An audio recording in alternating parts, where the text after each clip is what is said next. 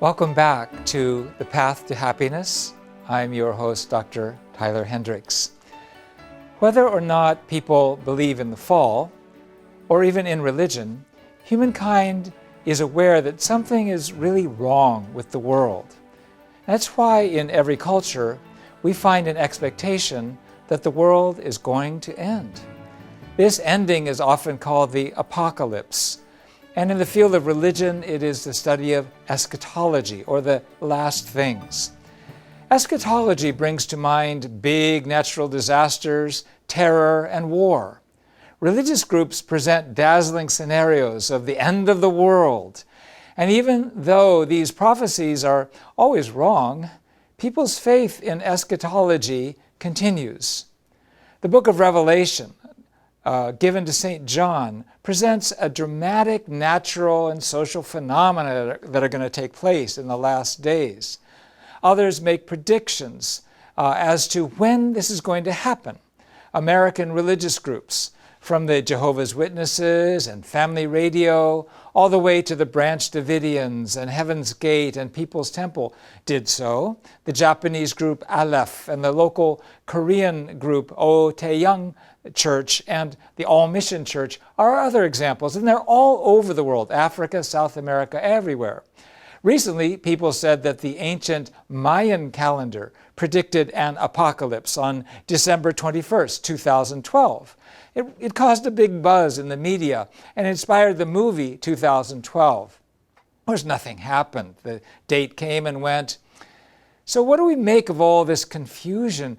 What it means is we don't really have a reliable view of history. We need a systematic view of the principles of history so that we can combine this spiritual sense that humankind has, that we're going towards some culmination, but we don't know when, we don't know how, we don't know why. So we need to find order through the chaos, some way to grasp history universally. We need principles that underlie the cause and effect behind historical events and trends, not just externally, based on geography, economics, politics, but internally, based on human relationships with each other, with God, and other spiritual forces. So what is the value of a correct historical view? Through a correct historical view, we establish our vision and a strategy to realize it. Through a correct historical view, we can establish plans to solve realistic problems. Also, the establishment of a correct historical view is connected directly to our personal outlook on life. A correct outlook on life naturally will include a correct view of history. Views of history can be categorized by three factors: who or what is the driving force of history, the nature of the start and direction and destination of history, and whether history's direction is straight, spiral, or circular. Methods of interpretation include the providential view, the social history view, the archaeological view, the great man theory, the conflict of cultures and civilizations view, materialistic views, and many others. The Unification principle addresses this in its chapter entitled Eschatology. Until now, men and women have not known how history started and how it develops. That is why we don't have any basis to talk reasonably about the end of history. To know these things, we have to understand why God created the universe and the mission of human beings in the universe, the truth of the fall, our relationship with God after the fall, and the basis on which God continues his relationship with us. As I mentioned in the purpose of creation, God's purpose in making the universe was to achieve happiness. Therefore, our purpose in life is to find happiness through fulfilling three blessings, which makes us happy and returns happiness to God, who is our parent. People can't become the partner of God's happiness by just knowing His purpose. We have to live according to that purpose. To stand as a partner of God's happiness is the perfection of individuality. And if a person accomplishes authentic individuality, God will dwell in their heart, and eventually he or she will become a temple of God and will live according to God's will. A person who has become one with God will gain divinity and would have no desire ever to sin, and therefore would never fall. Now, if Adam and Eve completed their individuality, free from sin, and had children, and accomplished one family, society, and nation, according to the Genesis 1:28 blessing of multiply, that would have been a heaven centered on one set of true parents. Heaven works like a person of completed individuality.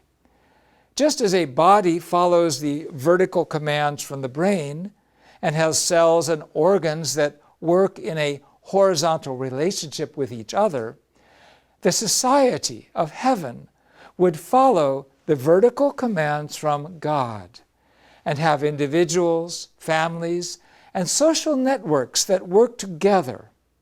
In a society like this, if one person were hurt, the whole society would feel God's sadness together, so no one would want to hurt others.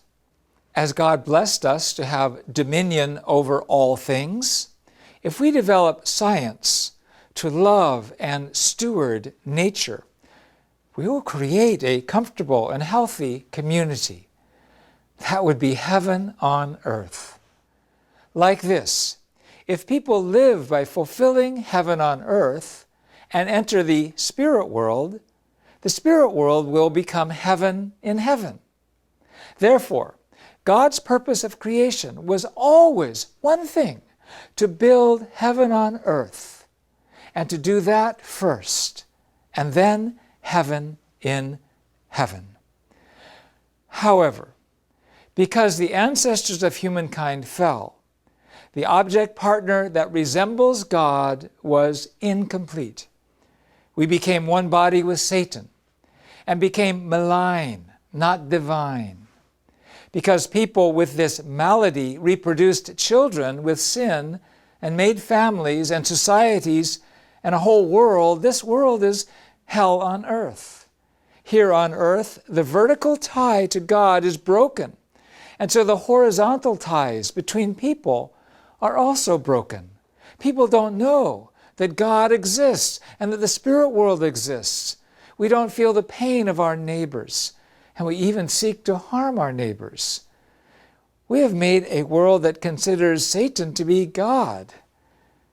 People like this live in hell on earth and eventually naturally create hell in the spirit world.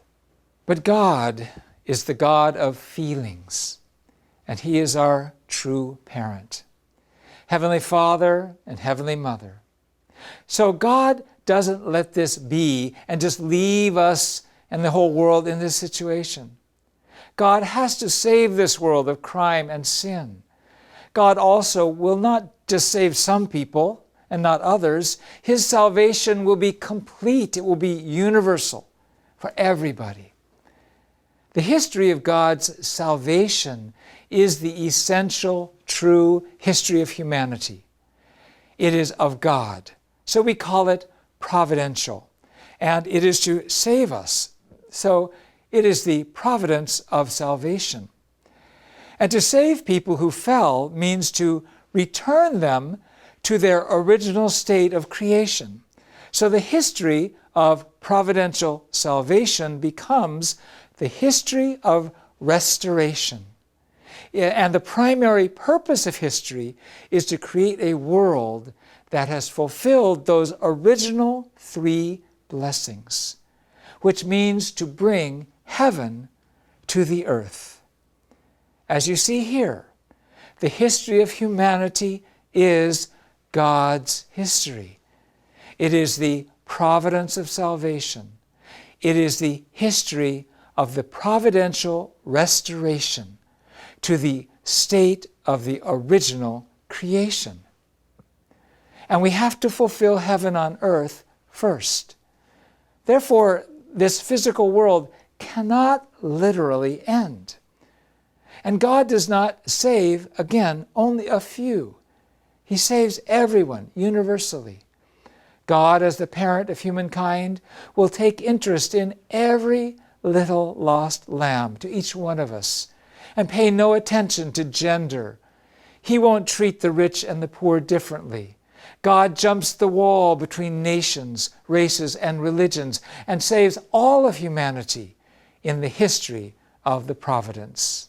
Therefore, the unification principle's view of history begins with the beginning point of humanity's creation, explains the fall, and presents God's purpose of creation as the direction and destination of history. Because the destination of history is the realization of heaven on earth, God will not destroy our universe, and certainly He will not allow us to do so. Thank you so much for your kind attention. I'll see you next time.